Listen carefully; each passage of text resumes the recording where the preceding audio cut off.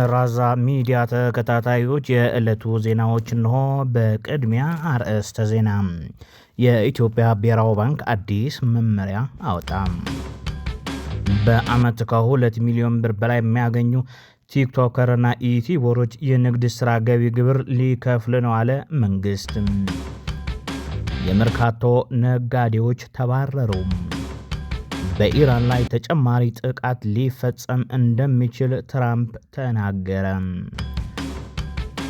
ለዛሬ እነዚህንና ሌሎች ዜናዎች ይዘናል፣ እንድትከታተሉ በክብር ጋበዝን።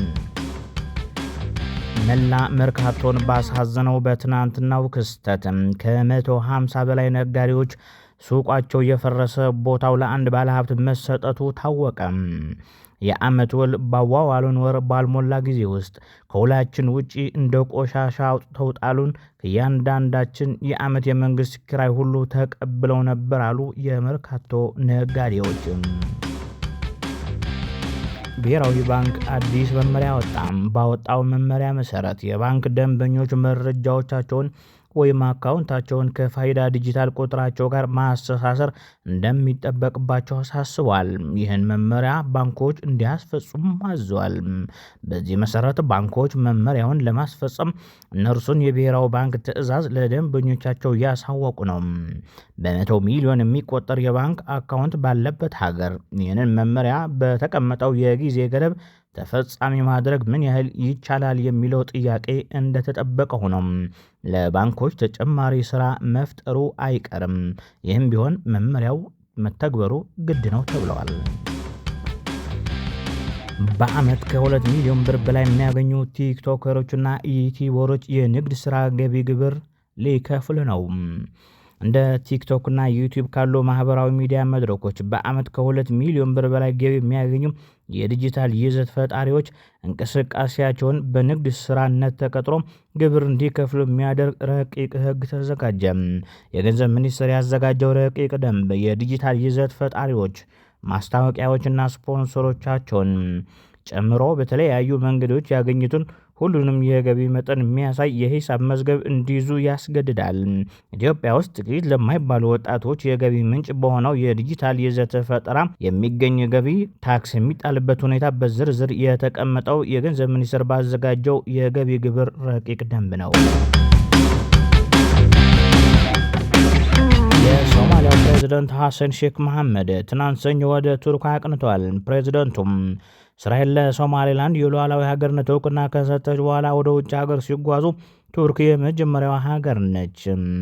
የቱርክ ፕሬዝዳንታዊ ጽህፈት ቤት እንዳለው የሶማሊያው ፕሬዝዳንት ሐሰን ሼክ መሐመድ በጸረ ሽብርተኝነት ዘመቻ በሶማሊያ ስላለው ወቅታዊ ሁኔታ የፌዴራል የሶማሊያ መንግስት ለብሔራዊ አንድነትና ክልላዊ ልማት በወሰዳቸው እርምጃዎች አንካራ ውስጥ ውይይት ያደርጋሉ ተብለዋል። የሶማሊያ ዋነኛ አጋር ቱርክ ባለፈው አርብ እስራኤል ለሶማሌላንድ ግዛት የሰጠችውን እውቅና ከተቃወሙ ቀዳሚ ሀገራት ተጠቃሽ ናት። ቱርክ በድርጊቱ በሶማሊያ የውስጥ ጉዳይ ላይ ግልጽ ጣልቃ ገብነት ነው ስትል ብርቱ ትችት አሰምታለች። በኢራን ላይ ተጨማሪ ጥቃት ሊፈጸም እንደሚችል ትራምፕ ተናገረ።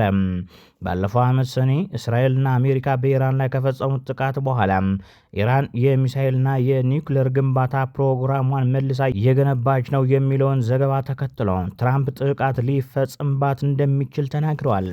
ኢራን በበኩሏ ለሚሰነዘርባት ጥቃት ከባድ የአጸፋ እርምጃ ወዲያውኑ እንደምትወስድ አሳወቃለች። ኢራን የባላስቲክና ኒውክሌር ጦር መሳሪያዎች ግንባታ መርሃ ግብሮቿን መልሳ የምትጀምር ከሆነ የሚፈጸምባትን ሌላ ዙር ከባድ ጥቃት አሜሪካን እንደምትደግፍ ትራምፕ ተናገሩ። የተጠናቀቀ ባለው የአውሮፓውያን ዓመት በዓለም ላይ በተለያዩ ሀገራት ውስጥ ከ16 ትሪሊዮን ዶላር በላይ ሀብት ያላቸው 3028 ቢሊዮነሮች እንዳሉ ፎርብስ ዘገበ።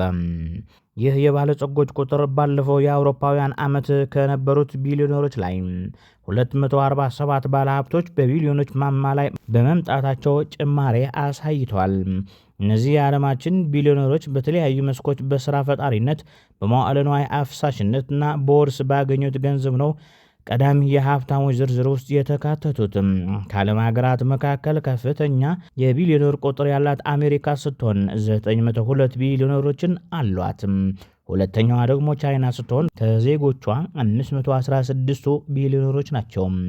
ከደረጃ አንጻርም በቢሊዮነሮች ዝርዝር ከላይኛው ደረጃ ላይ የሚገኙት የአሜሪካ ባለጸጎች ሲሆኑ እስከ 20ኛው ባለው ደረጃ ላይ ከተቀመጡት ቢሊዮነሮች መካከል 15ቱ የአሜሪካ ዜጎች ናቸው። የዓለማችን ቁጥር 1 ቢሊዮነር ደቡብ አፍሪካ የተወለደው የኤክስ እና ስፔስ ኤክስ ባለቤቱ ኤለን መስክ ነው።